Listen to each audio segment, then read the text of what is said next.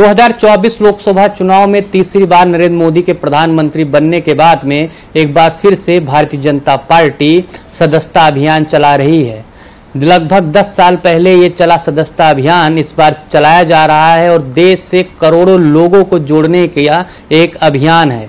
आज जो पार्टी के पुरोधा पंडित दीनदयाल उपाध्याय की जयंती है। इस अवसर पर भारतीय जनता पार्टी के बड़े बड़े नेता बूथ स्तर पर जाकर सदस्यता अभियान को चला रहे हैं और आम लोगों को भी भारतीय जनता पार्टी से जोड़ रहे हैं।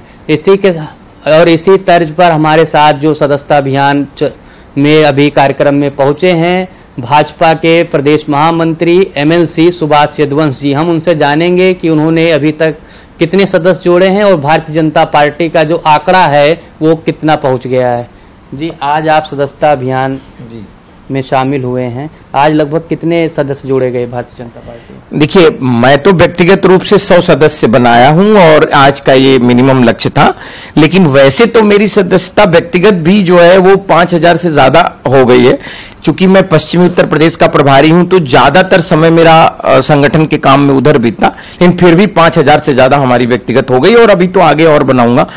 तो लेकिन यहां पर जैसे आज जो हम लोगों का दिन था संगठन का जो है वो अधिकतम सदस्यता दिवस था, तो इस कारण से सभी नेता करीब 1,61,000 से ज्यादा बूथों पर सभी पदाधिकारी, कार्यकर्ता, नेता, सभी विधायक, सभी लोगों को कहीं न कहीं सबका ड्यूटी लगी थी कि वो जाकर के बनाएंगे। उसी संबंध में आज मैं अर्जुनगंज में दीनदयाल उपाध्याय नगर सरसवा के बूथ नंबर 519 पर मेरी ड्यूटी लगी थी, जिसमें मैं आज सब सदस्य बना रहा था और अपने युवा साथियों को, मजदूर साथियों को, जो सब्जी विक्रेता हैं, जो यहाँ कॉलोनी में और लोग रहते हैं, घूम घूम करके हम लोगों ने वहां पर सदस्यता अभियान को गति दी है। यह अवसर कितना खास रहा, क्योंकि आप लोग अभियान पहले से चला रहे हैं, लेकिन आज जो आपकी पार्टी की विचारधारा है उसके पुरोधा पंडित दीनदयाल उपाध्याय की जयंती है, इस अवसर पर क्या ज्यादा सदस्य जोड़े जाएंगे कि या फिर आज अभियान को तेजी देने के लिए किया? ऐसा होता है कि जब अभियान चलता है तो उसमें अलग अलग तिथियों पर हम लोग उसको कभी महाअभियान, कभी और चीजें बूस्ट करने के लिए ये करते हैं। आज का जो नाम दिया गया है अधिकतम सदस्यता दिवस नाम दिया गया है। तो देखिए, पंडित जी हम लोगों के आदर्श थे। आज सबसे पहले उनके चित्र पर पुष्पांजलि अर्पित करके हम लोगों ने उनको नमन किया, याद किया सभी बूथों पर पूरे देश भर में। उसके बाद आज उनके कार्यों को अंजाम देते हुए जो है हम लोगों ने सदस्यता अभियान को गति देने का काम किया है। तो पंडित जी कहते हैं कि भारतीय जनता पार्टी की जो सदस्यता है वो 2 प्रकार से करनी है। एक है सर्वस्पर्शी सदस्यता और एक है सर्वग्राही सदस्यता। तो जो जनसंघ को लेकर पंडित जी ये कहते हैं नहीं, जब हम सदस्यता अभियान, जब उन्होंने सदस्यता अभियान का कंसेप्ट दिया, तब तो जनसंघ तक, तो उसका मतलब होता है कि सर्वस्पर्शी की जहां जिस जाति में, जिस धर्म में, जिस समूह में उस सदस्यता नहीं रही हो वहां पर भारतीय जनता पार्टी के सदस्य बनाना, मतलब जहां पर कमजोर है या कम है सदस्यता हमारी। और सर्वव्यापी सदस्यता का मतलब है कि जिस टोले में, जिस मोहल्ले में, जिस शहर में, जिस नगर में, जिस भौगोलिक क्षेत्र में भाजपा की सदस्यता कम है या और ज्यादा की आवश्यकता है वहां पर बनाना। अभी तक इस अभियान में कितने सदस्य जुड़ चुके हैं आप? पूरे उत्तर प्रदेश में, पूरे भारत में? पूरे भारत का डेटा तो करीब 6-7 करोड़ से ज्यादा होगा, लेकिन उत्तर प्रदेश में हम लोग काम करते हैं। उत्तर प्रदेश में ये डेटा 1,23,00,000 से ऊपर तो कल तक का था। कल तक का, अब शाम तक डेटा आता है, कल तक का जो डेटा है वो 1,23,24,00,000 था।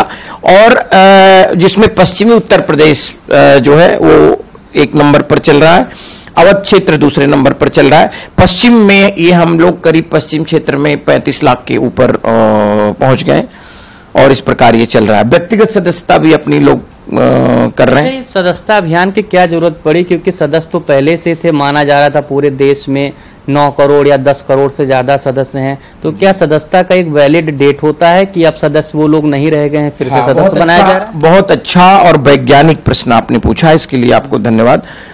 देखिए, क्या है कि भारतीय जनता पार्टी देश की अकेली पार्टी है जो 6 साल पर अपनी पूरी सदस्यता शून्य कर देती है। और ये हमारे राष्ट्रीय नेतृत्व ने कार्यशाला में बोलते हुए ये कहा भी था कि भाजपा आपको ये अवसर देती है कि ये चिंतन करने का कि आप पुनः सदस्य बने इसके, और जो है भारतीय जनता पार्टी भी चिंतन करती है कि हमें किन लोगों के बीच में जाना और किन्हें सदस्य बनाना है। अब जैसे कुछ पार्टियां ऐसी हैं जो एक बार सदस्य बना ली किसी को तो जीवन ही नहीं, जीवन के बाद भी उनको सदस्य बनाए रहती हैं, क्योंकि वो डेटा ही मैच नहीं करती हैं अपना। पता चला किसी व्यक्ति की मृत्यु हो गई है, ऐसा कई बार खबर निकली, और उन्होंने अपना सदस्य उनको बनाए रखा हुआ है। लेकिन भारतीय जनता पार्टी में प्रत्येक 6 साल पर सभी सदस्यता शून्य हो जाती है। इसी तरह इस बार भी हो गई थी, और माननीय प्रधानमंत्री जी के नेतृत्व में, जैसे देखा होगा आपने, 2 सितंबर को आदरणीय राष्ट्रीय अध्यक्ष श्री जेपी नड्डा जी ने माननीय प्रधानमंत्री जी को 8800002024 पर कॉल करके, मिस्ड कॉल करा करके माननीय प्रधानमंत्री जी को पहला सदस्य बनाया। फिर अगले दिन 3 तारीख को आपने यहां प्रदेश में देखा, सभी प्रदेशों में लॉन्चिंग थी, जहां पर माननीय प्रदेश अध्यक्ष जी ने माननीय मुख्यमंत्री श्री योगी आदित्यनाथ जी को, हमारे दोनों आदरणीय डिप्टी सीएम श्री केशव जी, श्री ब्रजेश जी को सदस्य बना करके यहां शुरू किया। और 4 और 5 तारीख को हमने पूरे उत्तर प्रदेश के सभी 98 संगठनात्मक जिलों में सदस्यता को लॉन्च किया।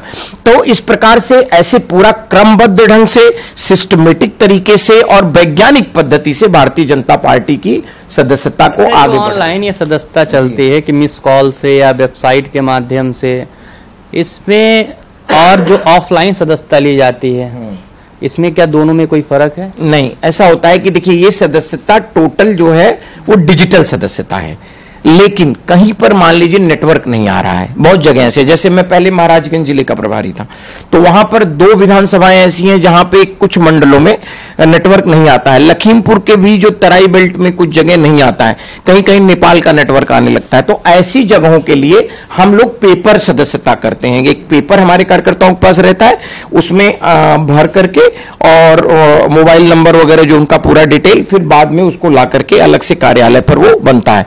लेकिन जैसे जो वैसे ये पूरी सदस्यता डिजिटल है।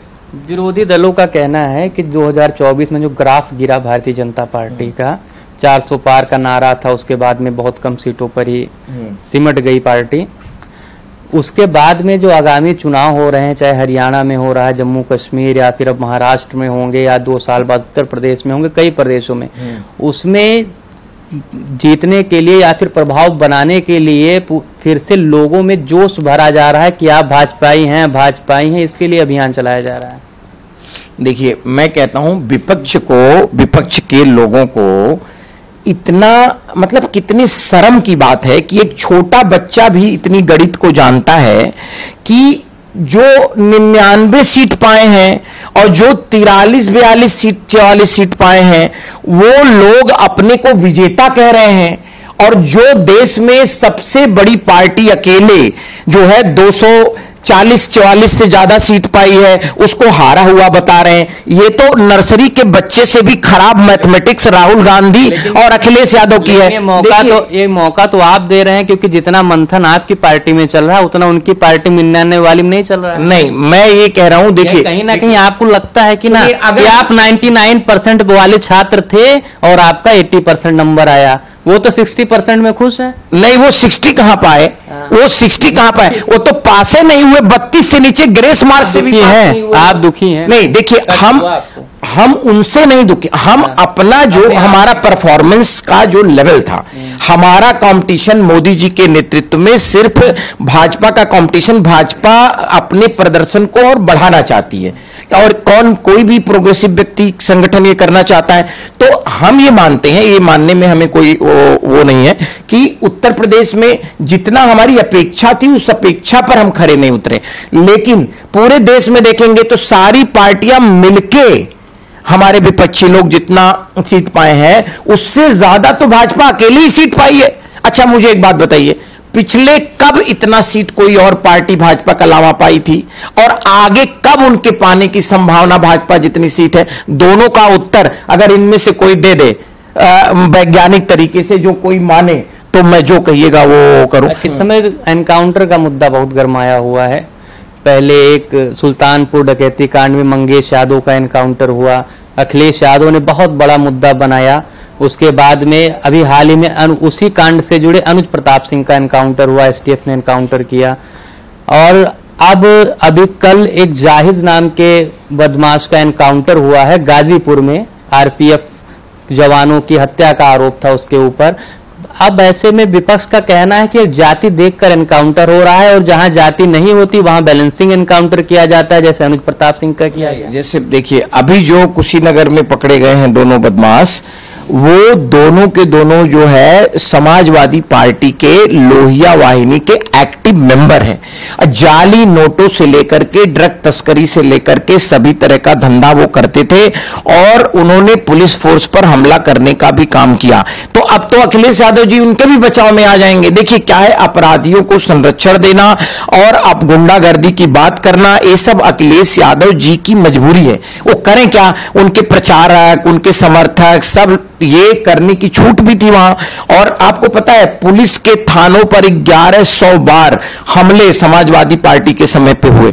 तो जब पुलिस ही सुरक्षित नहीं थी तो आम पब्लिक कैसे सुरक्षित। मैं आपसे मैं रमन जी एक बात कहता हूं, आप इसी मोहल्ले में आप चले जाओ और माताएं बहनें रहती हैं, उनसे जाकर के बात करो और आप पूछो। अभी आपके सामने ही मैंने देखिए इनसे पूछा है, ये नसीम भाई को सदस्यता दिलाई है, कमलेश यादव को सदस्यता दिलाई है। मैंने इनसे पूछा बताइए पहले गुंडागर्दी, तो आपके सामने ही इन्होंने बोला और आपके सामने ही मैंने पूछा। आप अभी चले जाइए, आपको 100 में से 100 माताएं मिलेंगी तो यही कहेंगी कि अब हम सुरक्षित महसूस करते हैं। हम अगर 11 बजे रात को भी आ रहे हैं तो किसी की हिम्मत नहीं है मतलब कि हमको कुछ कह सके। लेकिन क्या पहले ऐसा था?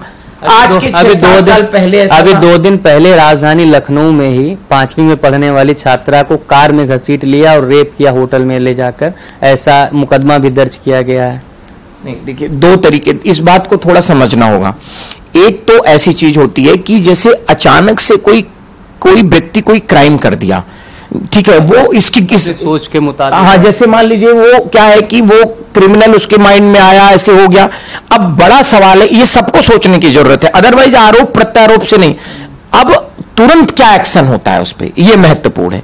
पहले की जो सरकारें थी वो अपराधियों को बचाने का काम करती थी, अपने गाड़ी में समाजवादी पार्टी के नेता उनको लेकर के जाते थे, थाना चलवाते थे। लेकिन आज ये बात सबको पता है, ये देखिए, आपको भी अपनी अंतरात्मा से पूछेंगे कि अगर किसी ने अपराध किया है, चाहे वो कोई भी हो, किसी जाति का हो, किसी धर्म का हो, किसी सिस्टम का हो, किसी संगठन का हो, तो उसको बख्शा नहीं जाएगा। और आप अभी पूरा एक्सेल सीट उठा लीजिए, आपको सभी तरह के उदाहरण आपको वो मिल जाएंगे। और ये इसका सीधा सबूत, इसका अगर आपको फिजिकल वेरिफिकेशन करना है, इसका भौतिक सत्यापन करना है, तो आप किसी मोहल्ले में उत्तर प्रदेश के निकल जाइए और माताओं बहनों से पूछिए कि आप अब सुरक्षित महसूस कर रहे हैं, तब सुरक्षित। एक अंतिम सवाल, 2024 में समाजवादी पार्टी ज्यादा सीटें जीतकर मनोबल उनका ज्यादा बढ़ा है। अब वह उनके जिस तरीके से बयान अखिलेश यादव के आ रहे हैं, उन्हें लगता है कि 2027 जितना जल्दी आ जाए उतना जल्दी वह इस सूबे के मुख्यमंत्री बन जाएंगे। क्या लगता है आपको कि 27 में भारतीय जनता पार्टी तीसरी बार सरकार बना पाएगी या अखिलेश यादव की आंधी चल चुकी है? मैं इस बारे में एक आज के न्यूज़पेपर्स के एक घटना से मैं आपको इस बात का उत्तर देता हूं। एक बहन है, शायद मैं नाम पूरा ठीक से नहीं, सैयद या ऐसे कुछ नाम है, वो HDFC बैंक में काम करती थी। कल दुखद घटना है, हमें भी उसका दुख है। कल हाँ, HDFC में कल उनका शायद वो किसी कारण से उनकी डेथ हो गई काम के, हाँ, चेयर पे बैठी थी, गिर गई और 3 दिन से उनके तबीयत भी खराब थी उनकी। तो इस पर अखिलेश यादव की टिप्पणी को जरा आप गौर से, आज सुबह न्यूज़पेपर की बात बता रहा हूं, इस पर उन्होंने एक लाइन, वो बहन की डेथ हुई उस पर श्रद्धांजलि नहीं अर्पित किए, उस पर भारतीय जनता पार्टी ने ऐसा माहौल बना दिया है, काम का दवा। आप निगेटिव सोच देखिए, किसी आदमी का मानसिक दिवालियापन कितना हो सकता है। अच्छा, HDFC पर भारतीय जनता पार्टी जाकर के काम ले रही है, वहां दबाव डाल रही है कि आप ज्यादा काम कराओ या कम काम कराओ। मतलब कोई उन्होंने लिखा कि नीतियां इतनी खराब बनाई हैं कि अब कंपनी के पास काम नहीं रह गया, वो एम्प्लॉय पे इतना प्रेशर डालते हैं कि मौत ऐसे हो जाती है। भाई मैं यही तो कह रहा हूं, ये तो आप लोगों को भी कहना चाहिए कि HDFC की नीतियां शायद अभी है नहीं, अब आएंगे तो मतलब आप उनको सोचिए कि एक उनको सबसे पहले तो वो जो बहन थी हमारी मुस्लिम समाज की थी, उसके प्रति श्रद्धांजलि अर्पित करनी चाहिए और उस पर सांत्वना, ऐसे दुख के समय में भी वो राजनीति करने से बाज नहीं आ रहे हैं। और इस तरह का एक विपक्ष का नेता रहा हुआ है और एक आप मुख्यमंत्री रहे हो इतने बड़े सूबे के, आपके द्वारा इस तरह के नॉन सीरियस स्टेटमेंट, गैर जिम्मेदार स्टेटमेंट से आपकी लोगों को ये बहुत निराशाजनक है कि विपक्ष के नेता इस स्तर पर गिर करके, हो सकता है वो मुख्यमंत्री बनकर ऐसा माहौल देने की प्लानिंग में हो, इसलिए कह रहे हैं। मैंने क्या बोला? मैं उनकी प्लानिंग की, उनके षड्यंत्र की, उनके योजना की चर्चा नहीं कर रहा हूं, मैं उनके स्तर की बात कर रहा हूं। आप खुद बताइए कि क्या यह स्तरीय बयान था? नहीं। मैं वो स्वतंत्र है बोलने के लिए और कुछ, लेकिन एक लेवल की बात मैं कर रहा था। तो जैसा कि आपने सुना कि हमारे साथ में सुभाष रघुवंश जी थे, उनका साफ कहना है कि भारतीय जनता पार्टी का जो ये अभियान है, सदस्यता अभियान, ये बहुत तेजी से चल रहा है और आज जो कि भारतीय जनता पार्टी के पुरोधा पंडित दीनदयाल उपाध्याय की जयंती है, इस दिन सबसे ज़्यादा लगभग सदस्य जोड़ने का जो रिकॉर्ड है वो भारतीय जनता पार्टी बनाएगी। और इसी के साथ जो ये सेना जो बन रही है भारतीय जनता पार्टी की, ये सेना एक बार फिर से जो भी चुनाव आने वाले समय में होंगे उसमें भारतीय जनता पार्टी को जिताने का और मजबूत करने का प्रयास करेगी। कैमरामैन राहुल के साथ रमन मिश्रा, इंडिया वॉइस, लखनऊ।